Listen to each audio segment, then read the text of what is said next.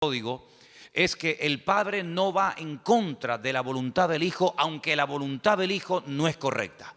Es decir, el hijo sí tiene voluntad propia. El hijo decidió marcharse y cuando quiera las puertas estarán abiertas, pero es el hijo el que tiene que reflexionar, es el que tiene que pararse y decir: he cometido una equivocación, me he equivocado, no he hecho correctamente. Y dice entonces en Lucas capítulo 15, a partir del versículo 17, algo muy interesante, y voy a leerlo. Lucas 15, 17. Volviendo en sí, el hijo pródigo, el que se marchó, dijo: ¿cuántos jornaleros en la casa de mi padre tienen abundancia? Abundancia de pan, y yo aquí perezco de hambre. Me levantaré e iré a mi padre y le diré: Padre, he pecado contra el cielo y contra ti. Sigo, versículo 19. Ya no soy digno de ser llamado tu hijo. Hazme como a uno de tus jornaleros. Levantándose vino a su padre, y cuando aún estaba lejos, lo vio su padre y fue movido a misericordia. Y corrió y se echó sobre su cuello y le besó. Y el hijo le dijo: Padre, he pecado contra el cielo y contra ti, ya no soy digno de ser llamado tu hijo. Pero el padre le dijo a sus siervos: escuchen, sacad el mejor vestido y vestidle. Poned un anillo en su mano, calzado en sus pies, y traed el becerro gordo y matadlo, y comamos y hagamos fiesta. Porque este es mi hijo, muerto era y ha revivido, y se había perdido y es hallado, y comenzaron a regocijarse. El elemento, el punto fundamental para recibir toda bendición de parte del Señor es el arrepentimiento. Eso es lo que cambia todo, el arrepentirse. Parece fácil, ¿no? Parece algo muy sencillo, pero a veces hay vidas que se les ha hablado, se les ha testificado, se les ha dicho de todas las formas habidas y por haber, pero no quieren arrepentirse. Y la palabra del Señor dice que el Señor es paciente y misericordioso con todos, esperando que todos, no unos cuantos, todos procedan al arrepentimiento. Dice que en los últimos tiempos algunos le dirán a los creyentes: hermano, pero el Señor tarda mucho en venir.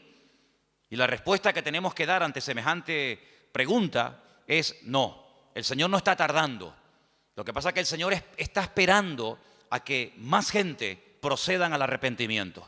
Porque si viniera el Señor en estos momentos, muchas personas se perderían y se condenarían eternamente. Por lo tanto, el Señor está dando un margen, está dando oportunidad para que la gente medite, vuelva en sí y reflexione y recapacite y se dé cuenta de que el camino que han tomado no es el correcto. Como el hijo pródigo.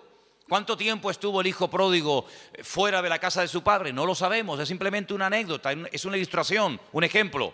Pero lo que está bien claro es que hay un momento en la vida del hijo pródigo en el que las cosas ya no marchan como al principio. Hay un momento en la vida del hijo pródigo que dice: yo antes comía mejor que ahora, yo antes vivía mejor que en estos momentos, yo antes tenía un nivel de vida que lo he perdido, y lo he perdido por mi mala cabeza, lo he perdido por mi rebeldía, por mi orgullo, por mi desobediencia, y reconozco que me he equivocado. Gloria a Dios, gloria a Dios. Pero podía haber estado el resto de su vida reconociendo que se había equivocado, pero seguía ahí. Pero lo bonito de esta historia es que este chico vuelve en sí, recapacita, reconoce que se ha equivocado, que como una oveja perdida se ha descarriado, pero toma una decisión: me levantaré y daré marcha atrás. En vez de seguir avanzando hacia la nada y hacia el precipicio más absoluto, andaré sobre mis pasos, iré a la casa de mi padre y le pediré perdón. Confesaré mi pecado. No diré: bueno, padre, aquí estoy. No. Sino le diré: he pecado. He pecado contra el cielo, contra Dios, y he pecado contra ti. Y reconozco que por mi mala cabeza, por las decisiones equivocadas que he tomado, ya no soy digno de que vuelvas a tener otra vez confianza en mí. Reconozco que si tienes misericordia y me quieres admitir, y si me haces como a un jornalero, en vez de tratarme como hijo, como a un jornalero, tienes todo el derecho del mundo de poder hacerlo. Porque mi testimonio ha sido pésimo. He desacreditado tu nombre. y he sido un mal hijo. Y dice la palabra de Dios que este chico se levanta, no solamente se arrepiente, sino que él está dispuesto a dar la cara. Él está dispuesto a decirle a su padre todo lo que les acabo de decir. Y entonces cuando el padre ve que hay un verdadero y genuino arrepentimiento, un deseo de cambiar, un deseo de hacer las cosas decentemente y con orden, lo interrumpe. Porque ya no es él el que tiene que decirle al padre lo que tiene que hacer. Tu parte, lo que te corresponde a ti es arrepentirte, pedir perdón, pero yo sabré lo que tengo que hacer, si tratarte de una manera o tratarte de otra, si mandarte al campo a trabajar como a un jornalero más o darte otra oportunidad. Y el padre optó por darle una oportunidad, otra más. Le pone unas ropas nuevas, no saca lo peor, sino dice el mejor vestido. Lo mejor que haya en casa, vestir a mi hijo, porque él es la imagen de lo que yo soy, por lo tanto él tiene que dar una imagen digna. Tienen que darle el anillo, con el anillo se firmaban los documentos, el anillo era señal de autoridad, ponerle calzado, hagamos una fiesta, porque aquí ha habido hoy algo increíble que tenemos que saber festejar y recordar, que mi hijo se había muerto prácticamente, lo dábamos ya por muerto, por perdido, pero gloria a Dios, ha vuelto en sí, ha vuelto a la casa, arrepentido, y entonces comienzan una serie de bendiciones otra vez a manifestarse en la vida del hijo. ¿Qué fue lo que produjo el cambio? ¿Qué fue lo que hizo que lo que había perdido lo volviera a recuperar y se volviera a hacer una fiesta en la casa y borrón y cuenta nueva? El arrepentimiento. Si no hay arrepentimiento, no puede haber victoria en nuestra vida.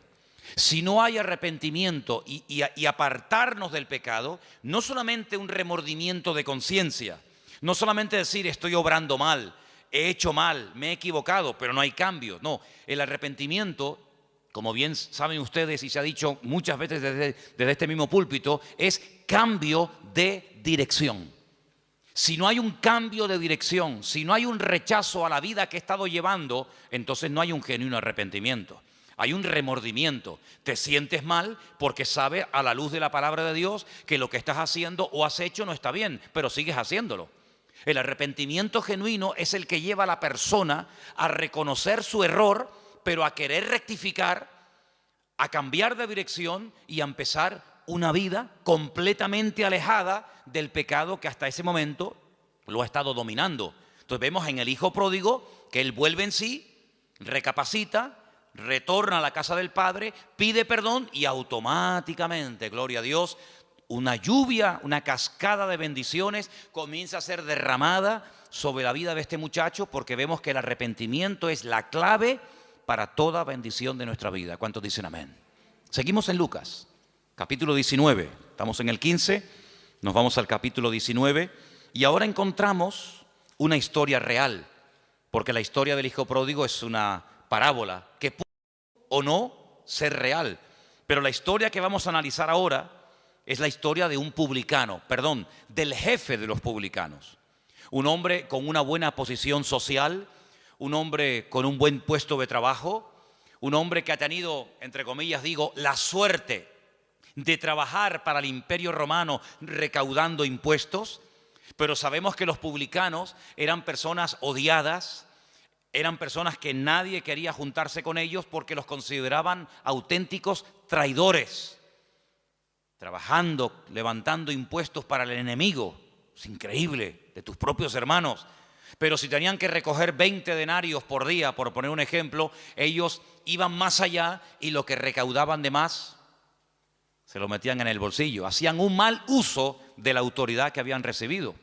Y hay un tal Zaqueo, capítulo 19 de Lucas, que es un hombre muy pequeño de estatura, se sube a lo alto de un árbol sicómoro, dice la Biblia, un árbol muy fácil de trepar, para ver cuándo el Señor pasa. Y para su sorpresa, versículo 5 dice, cuando Jesús llegó a aquel lugar, mirando hacia arriba, le vio y le dijo, Zaqueo, date prisa, desciende, porque hoy es necesario que pose yo en tu casa.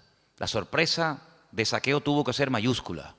La sorpresa de Zaqueo tuvo que ser inmensa. Es decir, no solamente se para, me dirige la palabra, sino encima me da el honor de poder llevarlo a mi casa. Bueno, a raíz de esto, Dice la Biblia en el versículo 7, comenzaron las murmuraciones. La gente decía, ¿cómo es posible que ha entrado a la casa de un hombre pecador? Pero fíjate qué interesante, ya en la casa ocurre algo muy interesante. Versículo 8. Entonces Zaqueo, puesto en pie, dijo al Señor, he aquí, Señor, la mitad de mis bienes doy a los pobres. Y si en algo he defraudado a alguno, se lo devuelvo cuadruplicado. Ahora es cuando por primera vez vemos a Jesús abriendo la boca y diciendo algo. Hasta entonces sabemos que entró a la casa de un publicano que estaba sentado a la mesa seguramente con sus discípulos que estaban comiendo, pero si no hubiera sido por esta palabra de Zaqueo, probablemente el Señor hubiera entrado y salido de la casa de Zaqueo sin decir ni mu. Pero ahora se levanta el Señor y dice, hoy, versículo 9, hoy ha venido la salvación a esta casa, porque este también es hijo de Abraham, porque el Hijo del Hombre vino a buscar y a salvar, ¿qué? Lo que se había perdido. Dije el otro día que la palabra salvación se puede traducir por salvación, por sanidad o por liberación. Hoy esta casa ha sido liberada. Esta casa ha vivido bajo opresión. Esta casa no ha vivido bajo la bendición de Dios, porque este hombre ha extorsionado, este hombre ha engañado, este hombre ha mentido, este hombre ha hecho un abuso excesivo de su autoridad. Pero este hombre está arrepentido, y está arrepentido de verdad, hasta el punto que dice, voy a devolver cuadruplicado todo lo que he robado a la gente. Claro, estamos hablando de un judío. El judío sabía perfectamente que según la ley, cuando alguien robaba algo a alguien, si se arrepentía, no solamente era suficiente con decir, oye, mira, perdóname que te robé el otro día la oveja y aquí no pasa nada. No, un momentito. Tú estás arrepentido, pues dame la oveja. Pero no solamente me tienes que dar la oveja, sino que según la ley de la Biblia, tenía que darle 4 más, porque tú has hecho uso de mi oveja. Tú has tomado la leche, seguramente los cabritos te los has quedado, tú has sacado un fruto, un beneficio de mi propiedad. Por lo tanto, si verdaderamente estás arrepentido, tienes que demostrarlo no solo diciéndolo, sino con las acciones. Porque una imagen vale más que 1000 palabras y porque por sus frutos los conoceréis. Entonces no es suficiente con que tú ahora te hagas el niño bueno y te levantes en medio de la comida para que todo el mundo te oiga y te digan, qué buen hombre, qué buena persona.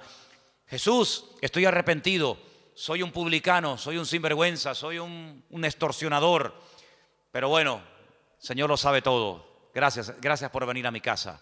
No, voy a estar dispuesto a sacrificarme, a desprenderme de lo que a mí me ha dominado durante tanto tiempo, que es el amor al dinero. Y entonces el Señor se levanta y dice, ahora sí, amigo, hoy ha venido la salvación, la liberación, la victoria a esta casa. Entonces vimos en la parábola del hijo pródigo cómo las bendiciones del padre cayeron sobre la vida del hijo cuando el hijo se arrepiente. Vemos que la bendición cae sobre la vida de Zaqueo y sobre su hogar cuando Zaqueo se levanta y pide perdón y dice y admite que ha defraudado, que ha robado, pero está dispuesto a devolver cuadruplicado lo que ha robado. Pero hay más ejemplos en la Biblia. En el libro de los Hechos, el capítulo 2, precisamente yo leía hoy esta porción y me llamó muchísimo la atención. Hechos capítulo 2, a partir del verso 36, cuando es derramado de una forma sobrenatural el Espíritu de Dios sobre aquellos que estaban en aquel lugar, muchas personas se rodean la casa y Pedro se pone en pie y dice, amigos, hermanos, que nos habéis escuchado hace unos instantes hablar en diferentes idiomas. Y los habéis entendido porque ustedes saben perfectamente lo que hemos dicho, aunque nosotros no tenemos ni idea de lo que hemos dicho, porque hemos hablado en otras lenguas, según el Espíritu nos da que hablase. Pues quiero decirles que nosotros primero no estamos borrachos. Esto no es efecto del alcohol, porque el alcohol no produce estos efectos. Si fuera así, hermanos, acéptenme esta broma, Pues si yo quisiera hablar hebreo, me emborracho y fíjate tú, hablo hebreo perfectamente. Y mañana quiero hablar griego y me tomo 5 cervezas y hablo griego. Y pasado quiero hablar con un alemán y me tomo una botella de whisky y hablo alemán. No, es que el alcohol no produce estos efectos. Todo lo contrario. Hasta el idioma que habla lo vas a hablar torpe y lo vas a hablar mal. Así que esto no es efectos del alcohol. Lo que aquí ha ocurrido, que ustedes acaban de oír y ver, esto es el cumplimiento de una palabra que estaba escrita nada más y nada menos que por Joel, por el profeta Joel, que dijo que en los postreros días el Señor derramaría de su Espíritu Santo sobre las personas. Y él da una explicación y da un mensaje extraordinario que te animo a que lo leas. Pero cuando llegamos al versículo 36 de este extraordinario mensaje, dice el apóstol Pedro, Hechos 2:36, sepa pues ciertísimamente toda la casa de Israel que a este Jesús, a quien vosotros crucificasteis, Dios le ha hecho Señor y Cristo. Le ha hecho la máxima autoridad y lo ha nombrado como el Mesías. Este al que ustedes mataron, este al que ustedes rechazaron y crucificaron. Esa fue la reacción de los hombres, pero la reacción de Dios es que Dios lo ha levantado y lo ha hecho Señor y lo ha hecho Cristo. Y dice en el versículo 37, al oír esto, es muy fuerte, se compungieron de corazón y le dijeron a Pedro y a los otros apóstoles, varones hermanos, ¿qué haremos? Hemos metido la pata, nos hemos equivocado, hemos matado al Mesías, hemos matado al enviado de Dios. ¿Hay remedio? Bueno, yo dije hace poco en un mensaje que el diablo es un experto en cerrarte puertas y en oprimirte y en agobiarte y en pintarte un panorama catastrófico donde no ves salidas, ni puertas, ni ventanas, ni respuestas, ni nada. Pero nuestro Dios es un experto, aleluya, en mostrarnos la realidad, pero en darnos respuestas, en darnos salidas y en darnos soluciones. Cuando ellos dicen, bueno, ¿y ahora qué hacemos? Pues el apóstol Pedro dice algo increíble, versículo 38, arrepentíos y convertíos. Dice el versículo 38, cada uno de vosotros en el nombre de Jesucristo para el perdón de vuestros pecados y recibiréis el don, el regalo, la dádiva del Espíritu Santo como nosotros. Y después les habla de la promesa. Dice, mira, esta promesa que dio Joel, que se ha cumplido hoy, no solamente es para nosotros, sino es para ustedes también. Y para cuantos el Señor nuestro Dios llamare. Y entonces dice que ese día se arrepintieron, se convirtieron, cambiaron de vida, se bautizan y automáticamente entran a formar parte de la iglesia, del cuerpo de Cristo, de la iglesia del Señor. Es decir, estamos viendo ejemplos de cómo las bendiciones del Padre se derraman sobre el Hijo pródigo cuando éste se arrepiente. Estamos viendo cómo la bendición llegó al hogar de Zaqueo cuando éste se arrepiente y está dispuesto a cambiar. Y estamos viendo ahora una enorme multitud de personas dolidas, compungidas, digamos, diciendo, madre mía, la que hemos liado, ¿ahora qué hacemos?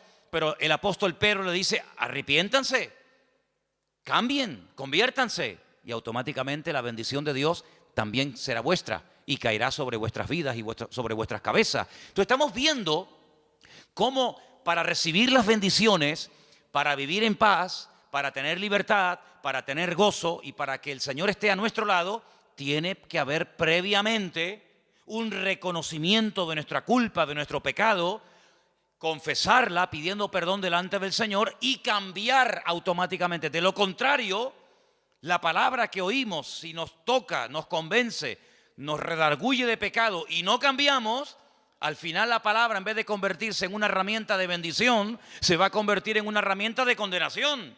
Porque la palabra viene para convencerte de pecado. Si te convence de pecado, si te redarguye el Espíritu de Dios, cuando escuchas la palabra y cambias y te arrepientes, gloria a Dios. Pero ¿y si no te arrepientes? Dice, ya no hay más ofrenda por el pecado, ya no se puede hacer nada más. No vamos a decirle al Señor que suba otra vez al madero y que muera otra vez. Eres tú el que no quieres cambiar, eres tú el que no te quieres arrepentir. Y todo el futuro maravilloso y todas las bendiciones que el Señor tenía para tu vida, tú lo estás echando a perder con tu falta de arrepentimiento y de una genuina conversión delante del Señor. ¿Cuántos dicen amén? Vamos a ir a algunos pasajes, otros pasajes del Nuevo Testamento, para ir fortaleciendo todo esto, y espero que esté quedando claro, ¿verdad? Segunda de Corintios, capítulo 2, versículo del 5 en adelante. Segunda de Corintios, capítulo 2, versículo 5. Para entender esta porción, tengo que decirles que en la primera carta, el apóstol Pablo le dice a la iglesia que tienen que expulsar, echar de la congregación a un hermano, a un creyente, a un hombre, a una persona que a Pablo le han informado que está en fornicación y que está nada más y nada menos que con su madre o con su madrastra, como algunos comentaristas opinan. Cuando el apóstol Pablo le dice, mira, es que hay un hermano en la iglesia, o uno que dice que es creyente en la iglesia, y resulta que está cometiendo un pecado terrible, y le dice, mira, algunos comentarios dicen que era realmente con su madre, cosa que nos puede resultar escandaloso hoy en día, pero que en aquellos tiempos la depravación era tan terrible que era normal. O otros comentarios dicen que podía ser la segunda esposa de su marido, con su madrastra. Bueno, da igual, madre o madrastra. El apóstol Pablo dice, bajo ningún concepto voy a permitir que en esa congregación que ha costado tanto sacrificio levantar, se produzca semejante mal testimonio. Y el apóstol Pablo dice algo tremendo, dice, eso que ese hombre está haciendo yendo a la iglesia, no lo hacen ni los inconversos. Ese pecado es tan terrible, tan vergonzoso, que ni los gentiles hacen eso que este hombre está haciendo. Por lo tanto dice, juntaos y yo en espíritu me junto con vosotros y expulsad a este personaje de la iglesia, entregárselo a Satanás, para que el diablo lo sacuda, para que se dé cuenta de la barbaridad que está haciendo, que está causando un pésimo testimonio dentro de la congregación, y bueno, que el Señor tome medidas. Se ve que lo expulsaron y este hombre recapacitó, este hombre reconoció su pecado, y ahora en el capítulo 5 de Segunda de Corintios, capítulo 2 de Segunda de Corintios, del versículo 5 en adelante, dice Pablo, Segunda de Corintios 2:5. Si alguno me ha causado tristeza, no me la ha causado a mí solo, sino en cierto modo, por no exagerar, a todos vosotros, evidentemente.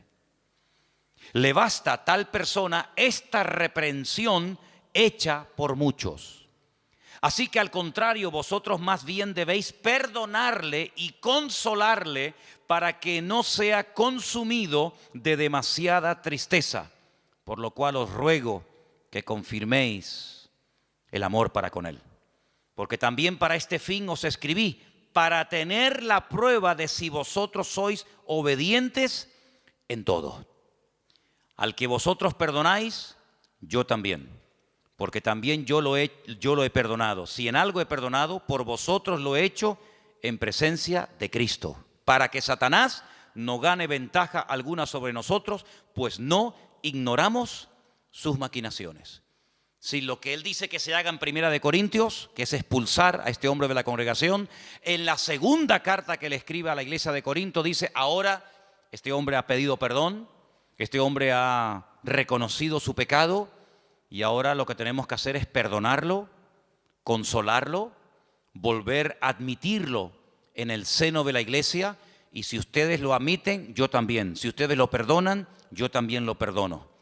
Y hacerlo pronto para que no le consuma la tristeza.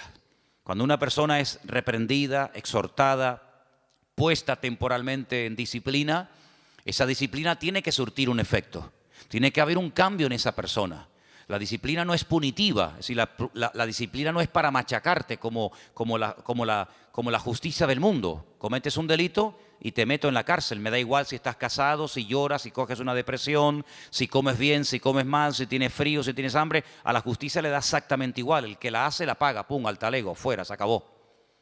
Sin embargo, la justicia de Dios no es punitiva, es con el objetivo, se aplica con el objetivo de restaurar.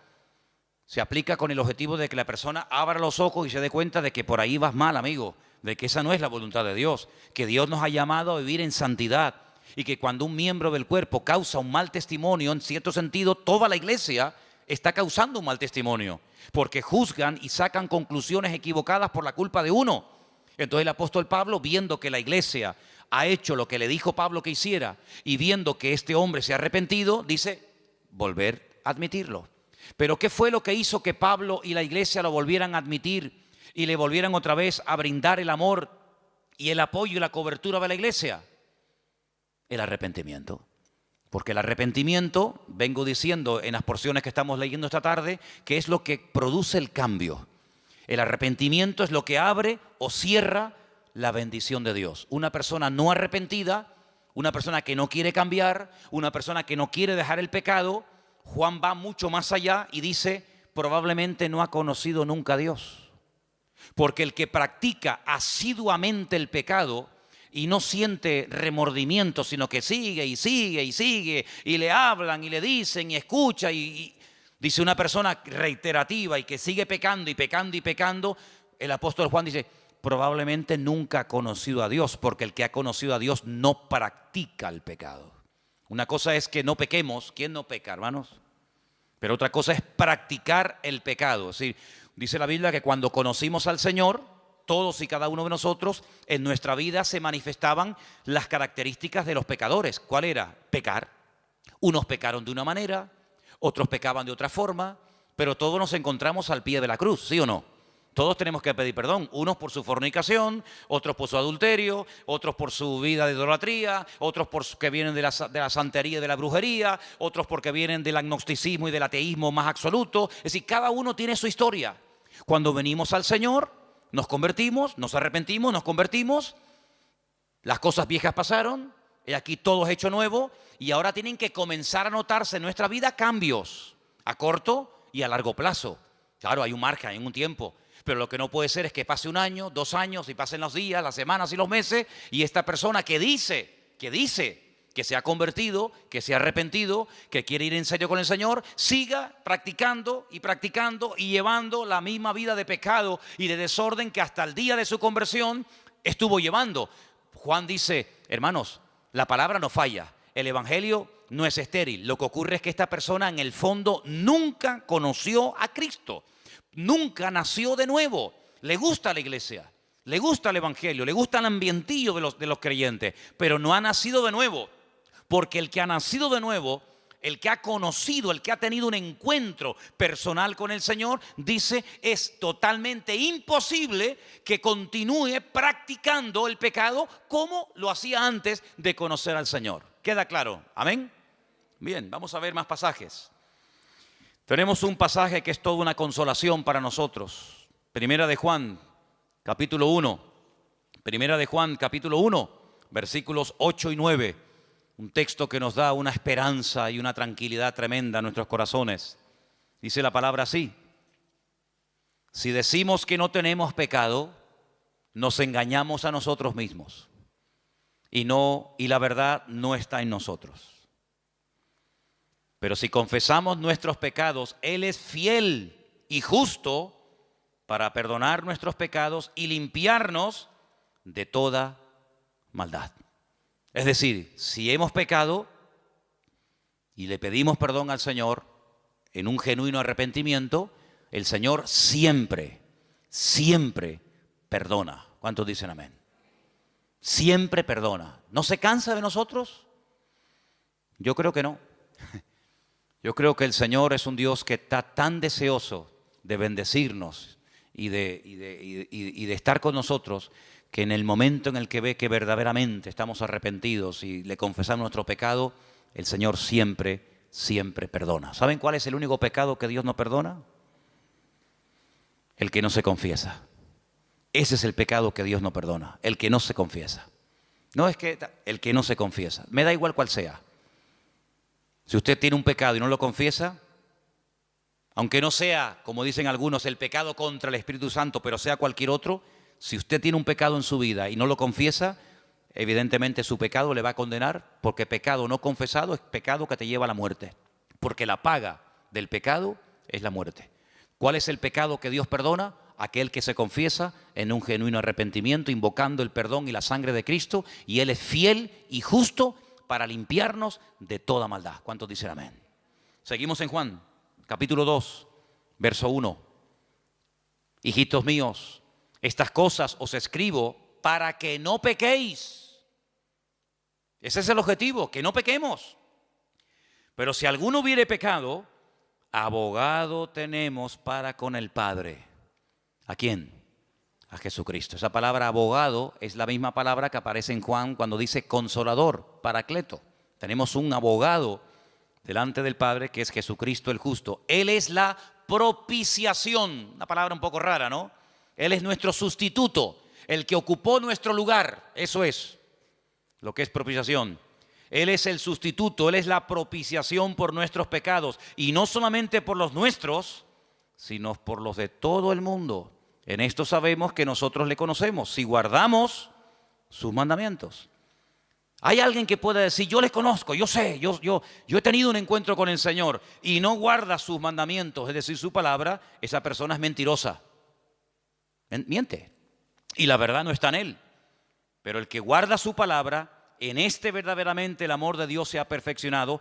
Por eso sabemos que estamos en él. Nuestros deseos cambian.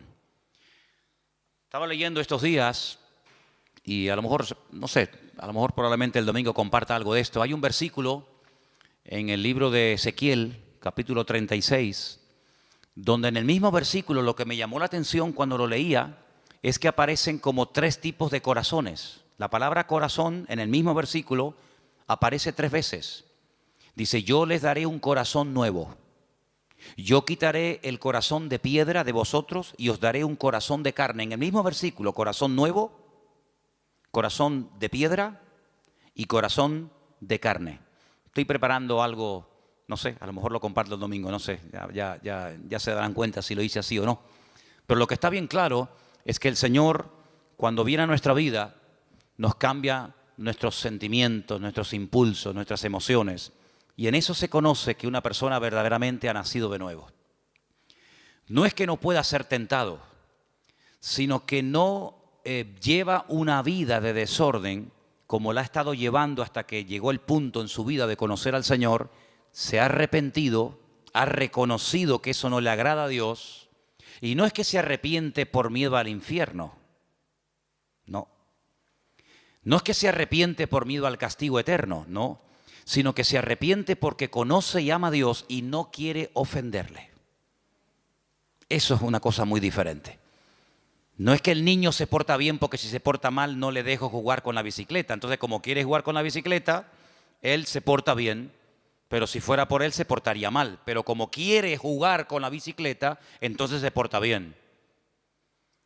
Pero el verdadero hijo de Dios no deja de pecar por miedo al castigo, sino el verdadero nacido de nuevo deja de pecar porque ama tanto a Dios que no quiere ofenderle, ni quiere hacer nada que no haría el Señor y que ofendería la santidad y la grandeza del Señor. ¿Cuántos dicen amén? Ahora, puede ser que como creyente se peque, claro, cómo no, somos seres humanos y dice la Biblia que el espíritu está pronto y la carne es débil. ¿Qué ocurre entonces? Santiago, la carta a Santiago, hay un texto muy bonito en el capítulo 5, casi al final de la carta de Santiago, en el capítulo 5, 19 y 20. Escucha bien porque es un versículo muy interesante y espero que captes el espíritu de la letra. No solamente la letra, sino el espíritu de la letra. Santiago 5, versículos 19 y 20 dice, hermanos, no llamamos hermano a todo el mundo. Usted va por la calle y cuando entra, por ejemplo, en una cafetería a tomar un cortado, dice, buenos días, hermanos, Señor les bendiga a todos.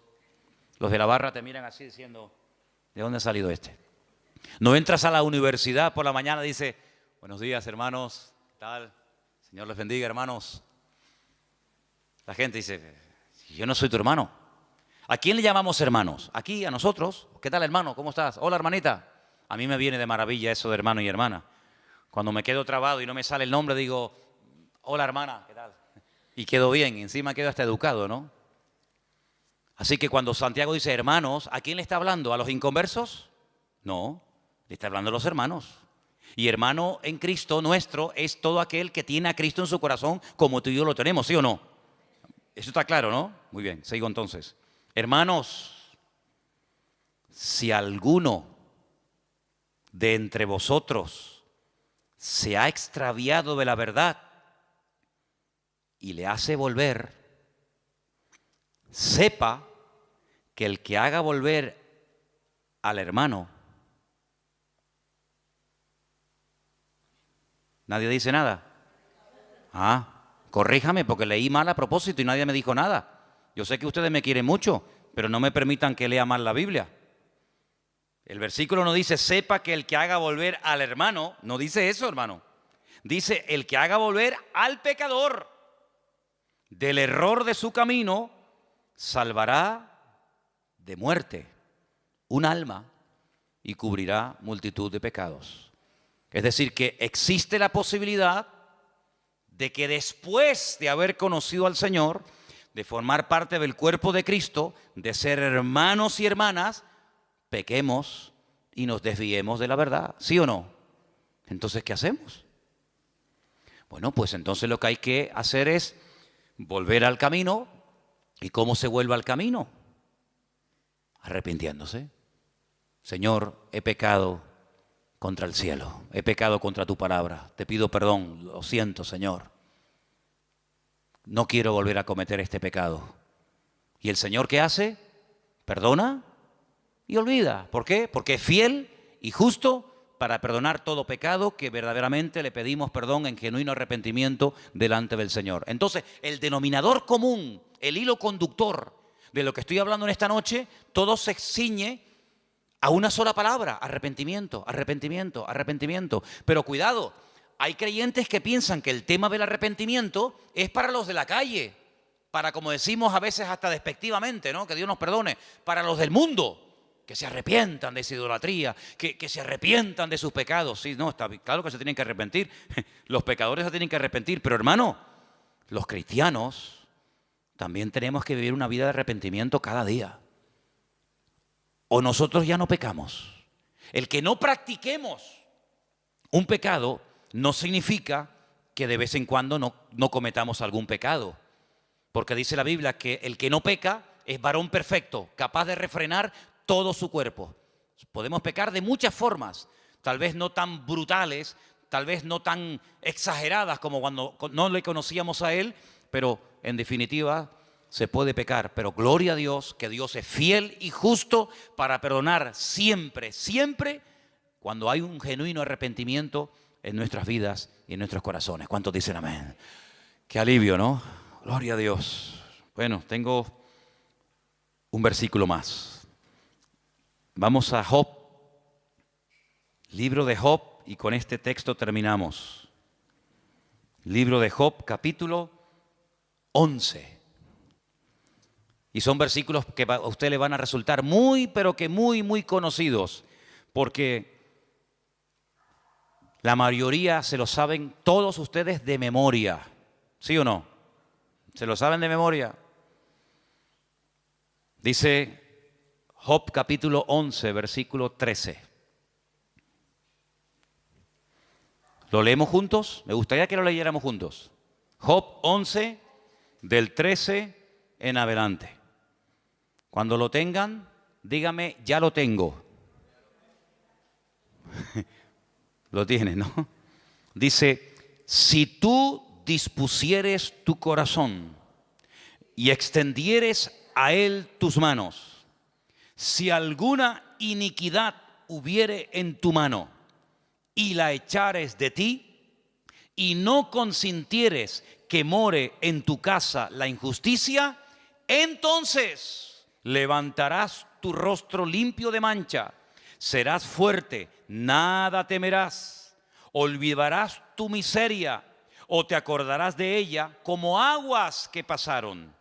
La vida te será más clara que el mediodía, aunque oscureciere será como la mañana.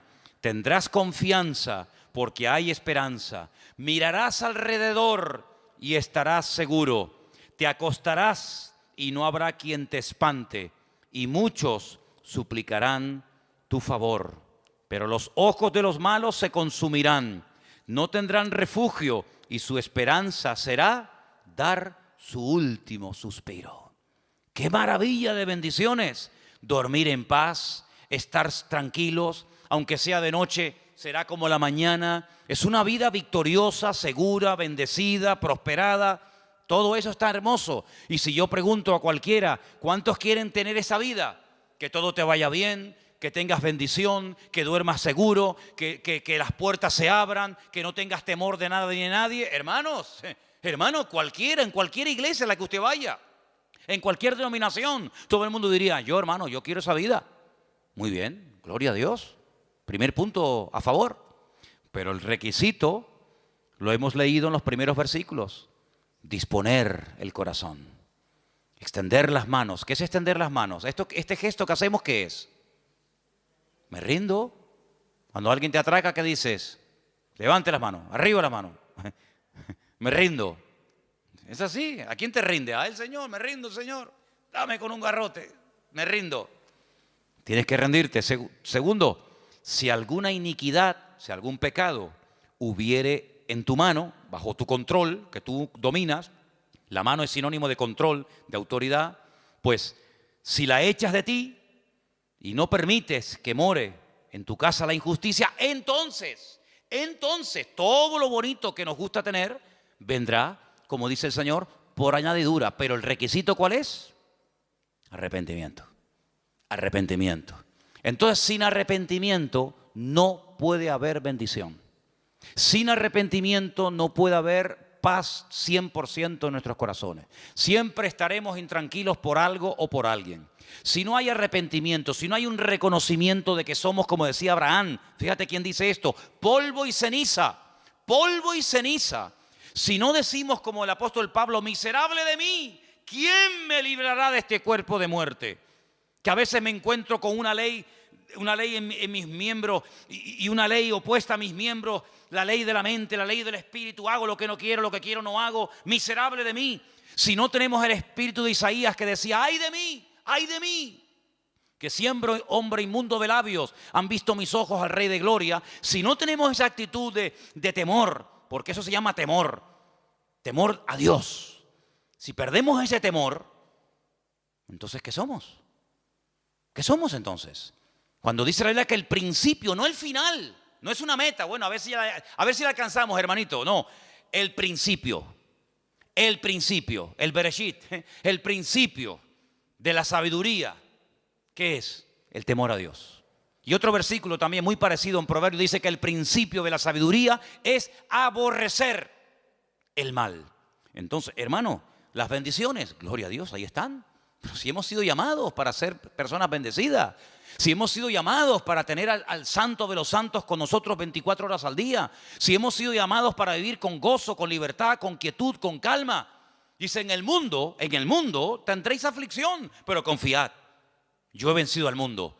Pero bueno, ¿y entonces por qué a veces no hay esa paz, no hay esa bendición? Bueno, pues porque a veces pecamos, pero cuidado, y quiero dejar bien claro esto, porque a veces nosotros podemos llegar a presumir o a sentir una falsa seguridad porque decimos, pero si yo no estoy pecando. No estoy pecando porque mira, no hago ni esto, no hago aquello, no hago tal, no hago cual, no sé qué. Y metemos el pecado en una parcela donde decimos, no estoy pecando porque no cometo adulterio, porque no fornico, porque no robo, porque ya no me postro ante imágenes, porque no hago. Y entonces yo me creo que como cristiano, como ya dejé de hacer, como ya no hago ciertas y determinadas burradas o barbaridades que hacía, pues ya no estoy pecando.